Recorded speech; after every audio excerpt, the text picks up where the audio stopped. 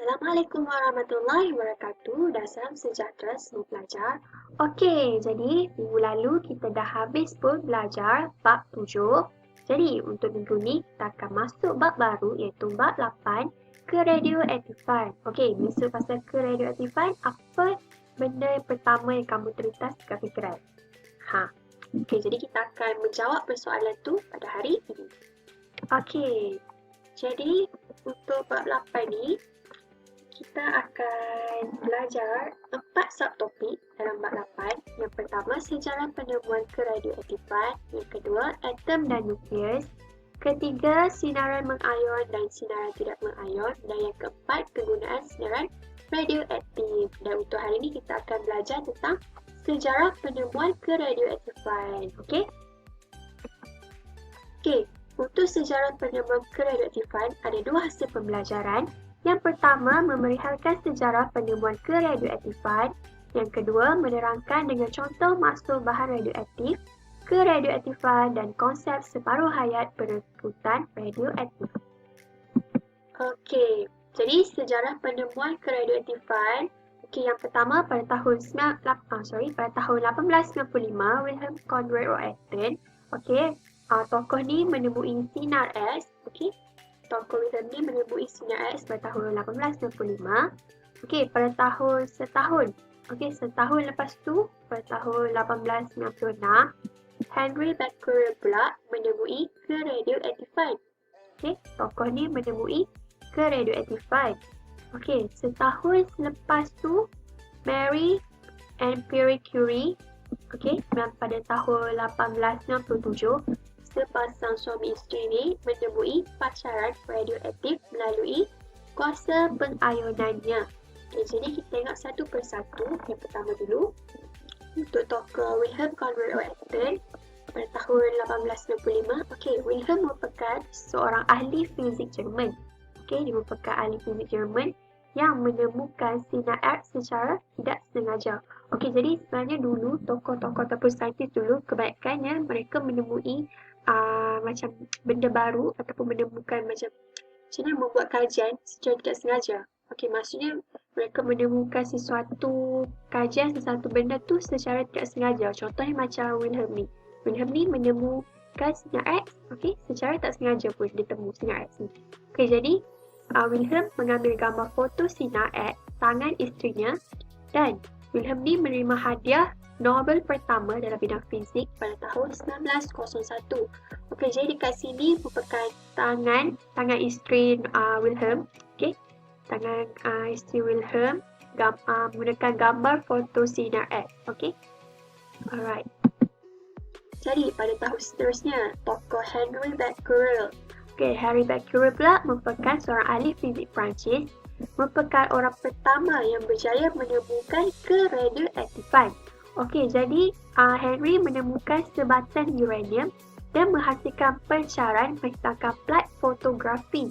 Okey, jadi untuk menggantikan bahan yang dikaji dengan sebatan uranium, Henry menerima hadiah Nobel dalam bidang fizik pada tahun 1903. Okey, jadi Henry pun menerima hadiah Nobel juga dalam bidang fizik tapi pada tahun 1903. Okey, jadi dekat sini merupakan sebatan uranium yang menghasilkan pancaran menggunakan plat fotografi. Okey, yang dihasilkan oleh Henry Becquerel. Alright.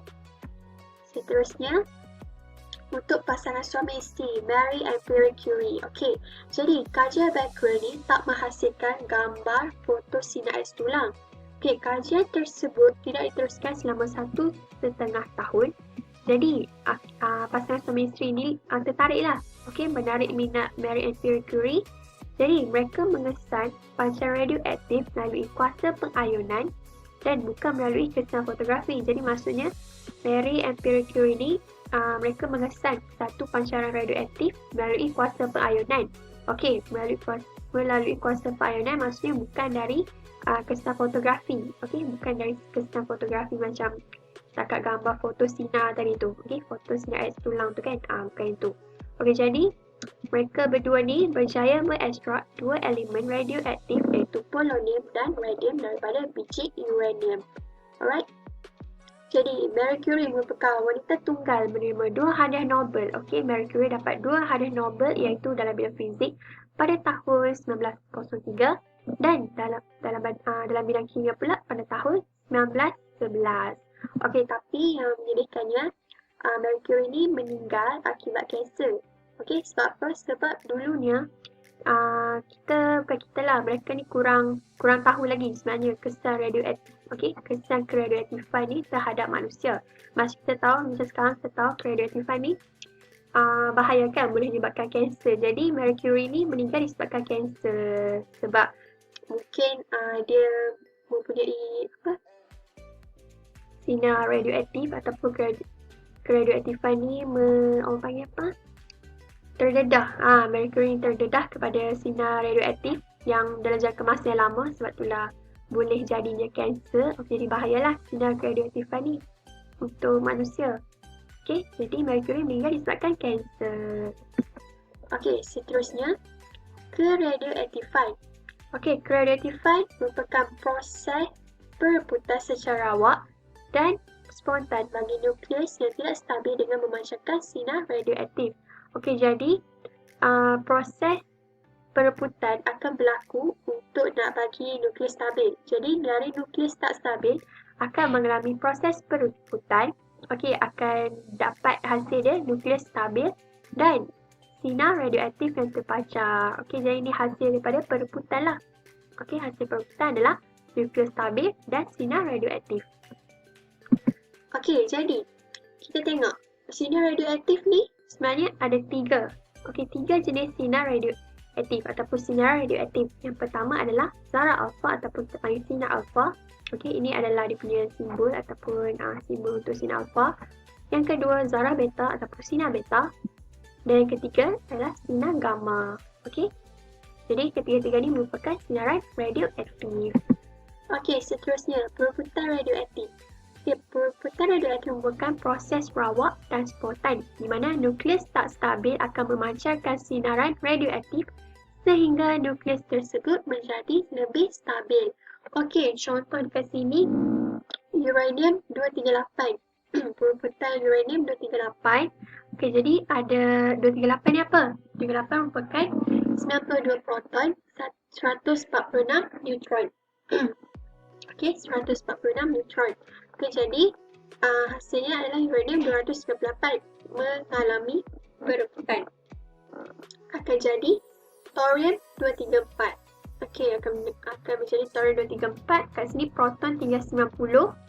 Dekat sini neutron tinggal 144. Okey, jadi hasilnya akan dapat helium ataupun zarah alfa. Okey.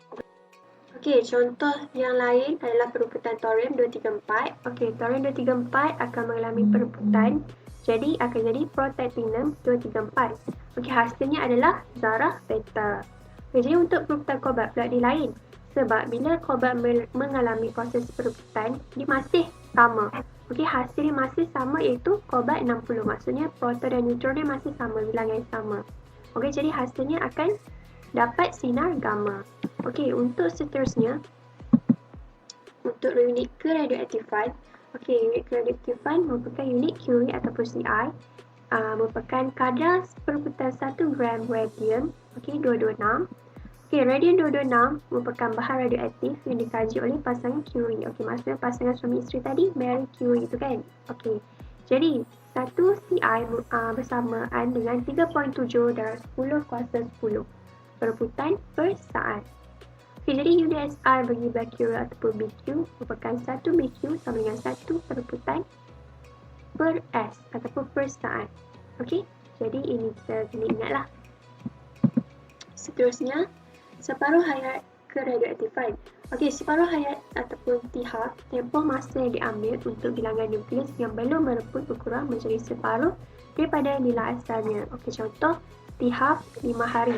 Okey, selepas 5 hari, setengah ataupun separuh telah merebut.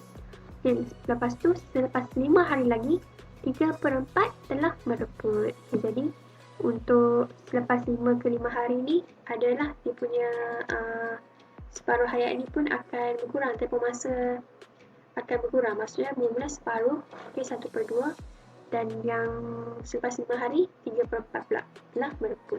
Okey. Jadi kat sini kita tengok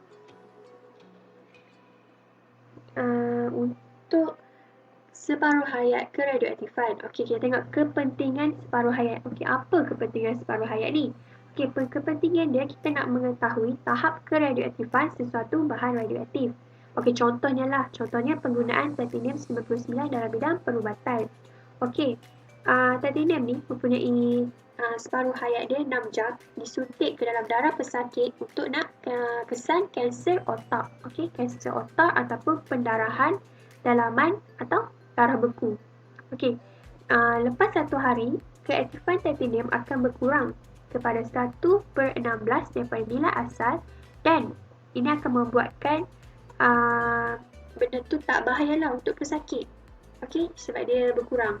Okey, dia akan berkurang 1/16 daripada nilai asal dan ianya tak akan membahayakan pesakit yang disuntik. Okey, yang disuntik titanium itulah. Technetium, dah saya sebut technetium. Alright. Okey, kita tengok contoh soalan. Okey, contoh soalan kat sini. Okey, protonium ni okey 234 mereput menjadi uranium 234 dengan separuh hayat separuh hayat lah T1/2 ni. Okey, 5.2 jam. Hitung jisim Pa234 selepas 20.8 jam dengan jisim asalnya 80 gram.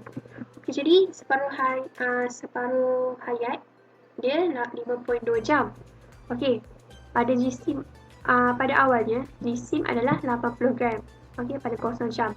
Jadi kita tambahlah 5.2 jam. Tambah 5.2 jam akan jadi separuh. Half. Separuh jadi 40 gram. Okey, tambah lagi 5.2 jam. Akan dapat 10.4 jam. Separuh lagi iaitu 20.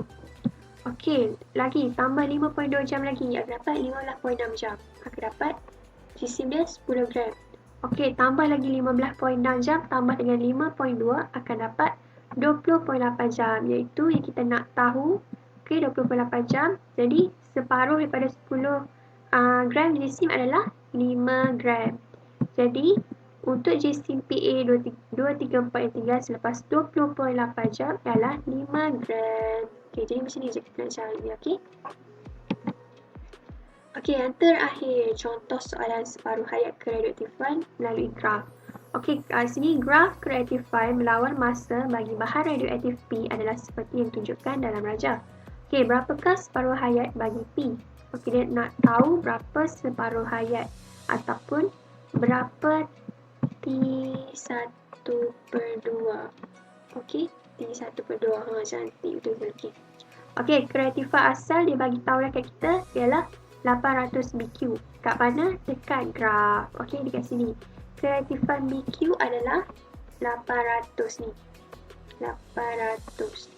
Okey, jadi keradioaktifan pada separuh hayat kita kena darab dengan 1/2 lah separuh. 1/2 ni darab dengan 800 tadi. Darab dengan 800 akan dapat 400 BQ.